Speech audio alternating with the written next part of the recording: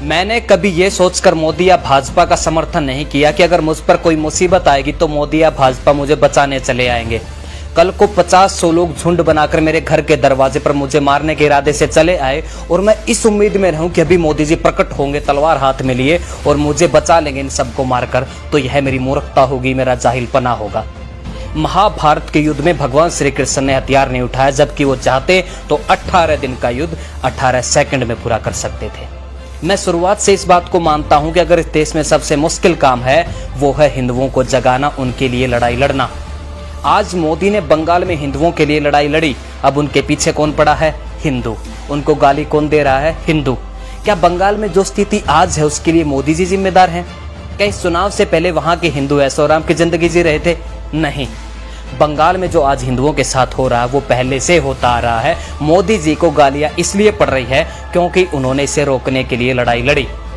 चलो मान लिया बंगाल में जो स्थिति है उसके लिए मोदी जी जिम्मेदार हैं, तो क्या काशी, मथुरा, अयोध्या में जो पंचायती चुनाव हुए हैं उसके लिए भी मोदी जी जिम्मेदार हैं? वो साल भर कहता रहा कि मास्क पहनो, 2 गज की दूरी बनाओ, लेकिन लोगों ने क्या कहा कि ये तो अफवाह है, कोरोना है ही नहीं। कोरोना है कहाँ? और आज वही लोग मोदी जी को गालियां दे रहे हैं। उन्होंने कहा कि वैक्सीन लगवाओ, तो उन्होंने अफवाह फैलाई कि वैक्सीन लगवाने से लोग नपुंसक हो जाते हैं, मर जाते हैं, वैक्सीन मत लगवाओ। और वही लोग कह रहे हैं आज कि मोदी हमें वैक्सीन नहीं दे रहा। क्या कहें ऐसे लोगों को?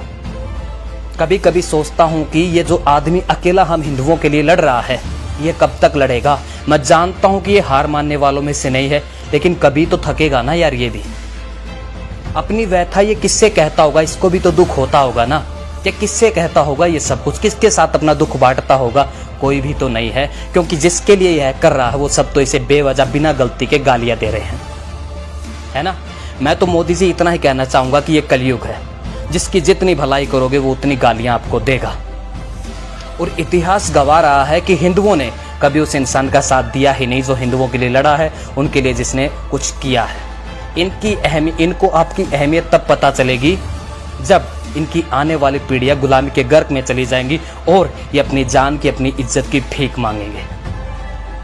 लेकिन एक बात मैं कहना चाहता हूं कि आपके आने के बाद मेरे जैसे बहुत सारे हिंदू भाई बहनों का स्वाभिमान जागा है, वो अपने देश और धर्म की रक्षा के लिए आगे बढ़े हैं, तत्पर हुए हैं।